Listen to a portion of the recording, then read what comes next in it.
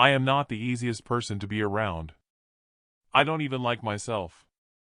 For years, I would stumble, my head creating this distortion of reality that would make me think the world was tilting on me when it was me falling over. I would hear sounds that weren't there, a strained pulling noise as if a metal cable was ready to snap. I had my brain scanned, my ears and eyes checked, and a list of invasive experimental procedures to find the answer. I didn't even know we did experimental medical procedures still. I guess the human body is still very foreign to us. For me, reality just wasn't a steady thing. It was changing constantly, so sometimes when I'm doing one thing, I'm actually doing something else. I tell you all this now because I need you to understand why I live alone and don't have anyone I can turn to. Nobody wants to be near a guy who thinks he is cutting a cake when he's cutting your arm. An actual incident during my 15th birthday party. In the end, the doctors were the only ones looking out for me. After getting in contact with a lawyer, I found out that experimental medical procedures are permitted with the subject's permission, but that subject can also do them in exchange for money. Get into the right program with a unique enough problem and a lawyer by your side, then you're earning decent money as a human lab rat. There's a lot of money in the healthcare sector, and my problem turned out to be unique. Bizarre readings on fancy computers, blood work results, and the occasional stint in a government observation room had the professionals confused and intrigued, especially in the beginning. The story begins a little over 2 years ago when my health finally came to an end, and a new one began. No brain prodding, no pills, no weird spinal surgery. Like, what did my spine have to do with it? All of that was left behind for a single dose of a clear, experimental liquid injected into my left butt cheek while I was asleep in one of their facilities. Nothing unusual. I woke up to see the doctor leaving, my hand instinctively rubbing my ass. "Thanks, Doc," I said drowsily. "Was it good for you?" He didn't look back, but I think he heard the smallest of laughs. I closed my eyes and placed my head back on the cool pillow, facing the wall. That's one thing I have to give props to hospitals and other medical facilities, they always had comfortably cool beds. I was out for moments and woke up the next day to electrodes being attached to me. I yawned. "What's for breakfast?" I asked, letting them do their thing. I knew one of the doctors there. "Phil, what time is it?" Dr. Philip Kelly is always there to treat me like a human. He was standing at the end of my bed with a clipboard, as always. With the lights turned on so suddenly, I was a little blinded by it all, so I just closed my eyes and let them work. 5 in the morning, he said. "Thought we'd let you sleep in." I laughed along with the other doctors and nurses. I was patched up in seconds. Have you ever seen mechanics change tires on a racing car? These people were so used to working with me that they could flip me onto my back and remove my shirt and pants to poke and prod before I even really woke up. At least they made me coffee afterward. "Standard testing to start," Phil said. "We've got a whole new batch of goodies from the lab to try, nothing too strong. We just want to see how it affects certain chemical levels in your bodies, which means dash." "More blood work," I nodded. I loathed the sight of blood. I couldn't watch violent movies without gagging. "Okie dokie. Let's just see what state you're in first," Phil said. Phil started asking me standard questions, which was nothing out of the ordinary. He asked me what my name was, what was the date, where I lived, and how I was feeling. "A little tired," I told him. "Lights are bright. You guys think about getting a dimmer so you don't hit me with a full blast the moment I wake up?" "We'll consider it," Phil said. "But I need you to open your eyes now and tell me how many fingers I am holding." I loathed that. I never got that right, which usually meant going straight into the first test. I could hear a nurse flick open the clips on a case containing the first injection. Still, I opened my eyes and looked down at philosophy. My eyes slowly got used to the light and focused on philosophy. He held his clipboard against his chest with his right arm, while his left hand was up, giving me the peace sign. "2 fingers," I said, immediately looking at the nurse who held up a plastic syringe while another prepared the blood draw kit. I expected them to approach me and do their thing, but they looked at Dr. Phil. "Correct," Phil said. How many now? I looked back at him in shock. He was holding up 5 fingers. 5, I said. Right. Now. 1, 4, 4, 3. Dr. Philip put down the clipboard and started testing me with both hands, moving his hands around sometimes. He was smiling, a strange giddiness taking over. Eventually, he picked up the clipboard again and started leafing through the pages. When was his last injection? What was it? He asked. A few hours ago, I told him. My ass still aches a little. What are you talking about? I told him about the doctor who gave me an injection while I slept. How he even laughed when I made a joke. Phil just looked at me, disappointed, perhaps thinking I was talking crazy, that I had seen something, but I told him to believe me.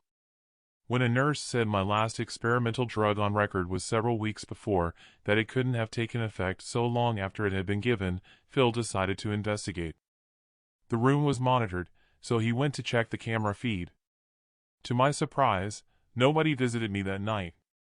Not only was there nothing on the camera feed, according to him, but security was stationed in the hall outside my room all night. 3 guys who would have seen if someone had gone into my room. More tests followed, and every single one I passed with flying colors. I was mentally sound.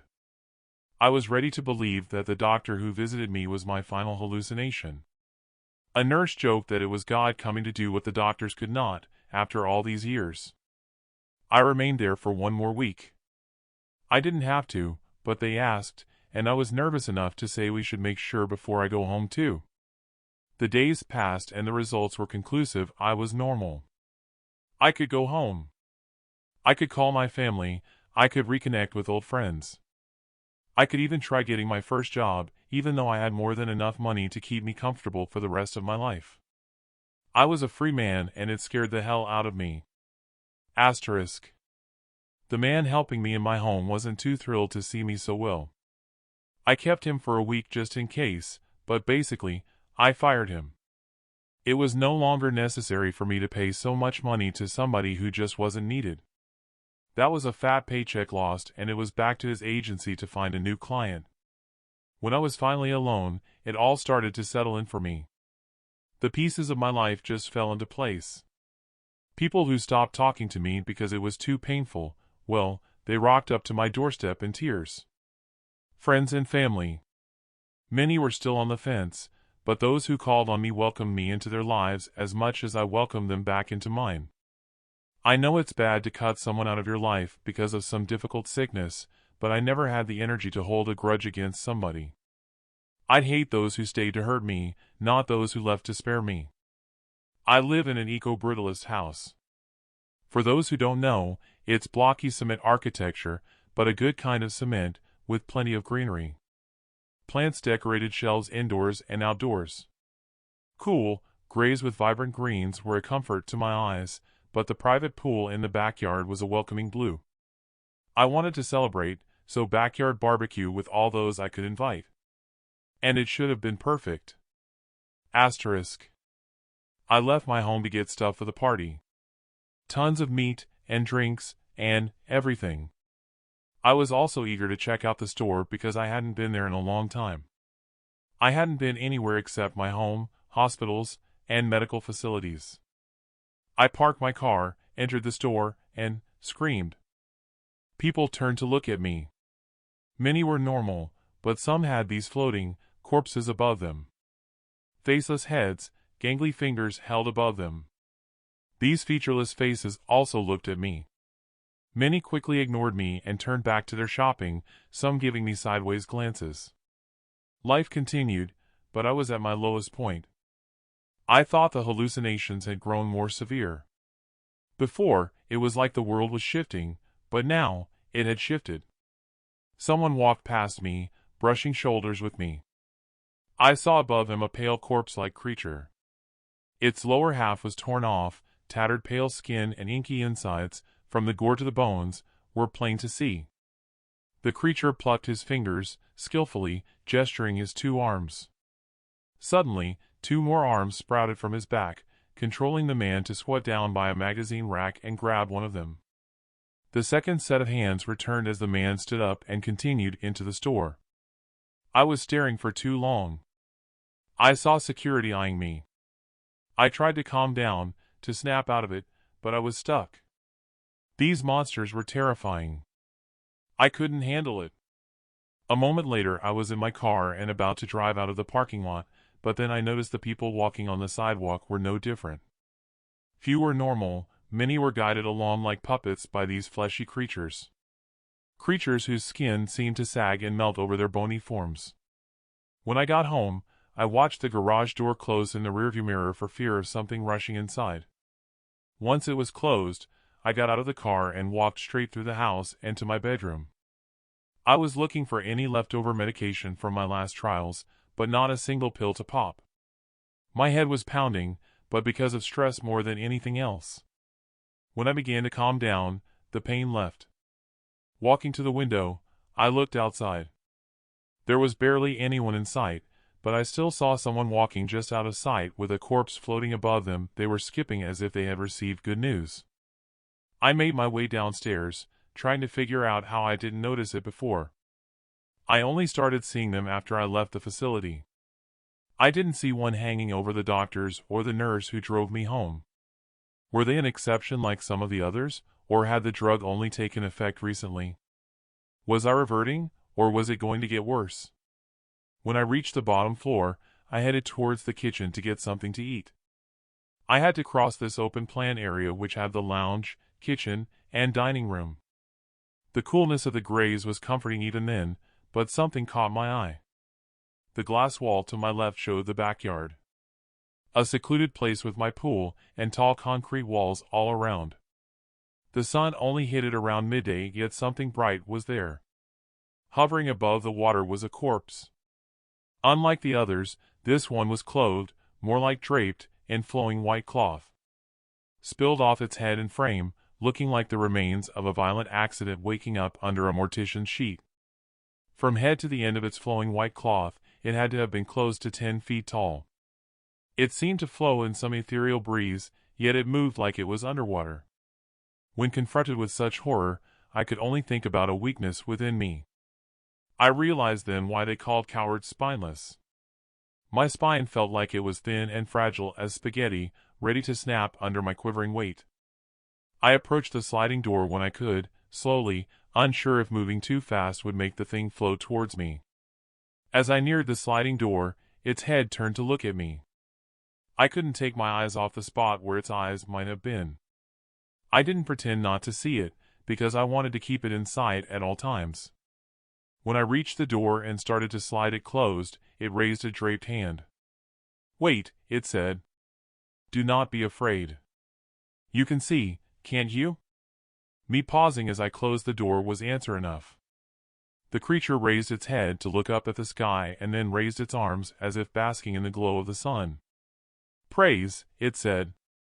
"Praise. Praise." I didn't understand if it was asking me to praise it, or if it was praising me, or if it was praising God. Its voice was this guttural growl, pained and wheezing. It's exactly what I imagined a corpse would sound like. I just closed the door the rest of the way. The creature heard the click and lowered itself down. Its white cloth touched the surface of the water, it got wet, but the water did not react. It was then I realized how pointless it was to close the sliding door. It passed through the wall, slowly, as if the passage through the glass was a greater journey than it looked. I had backed into the kitchen, aches and pains around my lower half as I bumped into corners and furniture. All that was going through my head was my imminent death. It stopped a few feet away. I could see the cloth move as it breathed. I could see the way it clung to its bony frame. "Give me your form," it said. "Let me guide you. I shall show you peace, I shall show you a fortune, I shall make you happy." I thought it meant to take over my body. Possess me. It was an evil spirit, of some kind. I had to escape, but where could I run to? At the very least, it didn't seem to want to force control over me, it requested it. "Don't, go away. Leave me alone," I murmured, trying to find the right words and the courage to say them. "Why deny yourself an easy life, it asked, sweeping its hand. You have known pain. I will help you forget it. I'm not a puppet, I said, sliding along the cabinets towards the living room. From there I could get to the front door. Its head followed my movement. Stay back. You have seen the others, then you can see for yourself that I am not like them, it said. I will not bind you with strings, but just one string. A line between your heart and mine. Let me share your joy, let me hold your pain, your pain. Give me your form and I will free you from it. I turned around and ran towards the door. I couldn't tell if it was following, but I thought I had outrun it. I pushed the door open and turned around for just a second to close it, and its face was right in front of mine, a few inches away. It looked down on me, growing closer. I stepped back and it kept the distance between us. You already belong to us, it said. You would be better in my hands than theirs. I fell back onto the ground. I couldn't even crawl away, it floated right above me. Submit.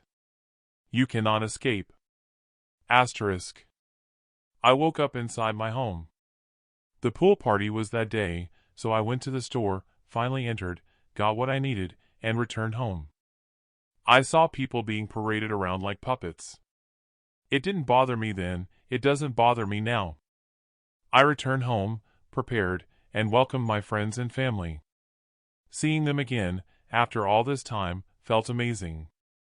I noticed almost all of them were strung up, all except one, my father. He lounged by the pool, perfectly natural. Beer in one hand and a bowl of bar snacks resting on his round belly. I noticed a glimmer of something thin against the cold cement wall behind him, like a silken web that only appeared briefly. I followed the direction towards the sky and saw them. Pale ghosts against the sky, many barely visible. Their white veils flowed gently, silently. I saw mine as well. It didn't repulse me, not as it should have. I no longer felt this painful fear whenever I saw something gory or disturbing. I recognized it as bad, and that was it. No gagging, nausea, or cold sweats. Question my sanity, if you want. I had a real problem for years, so I don't blame you.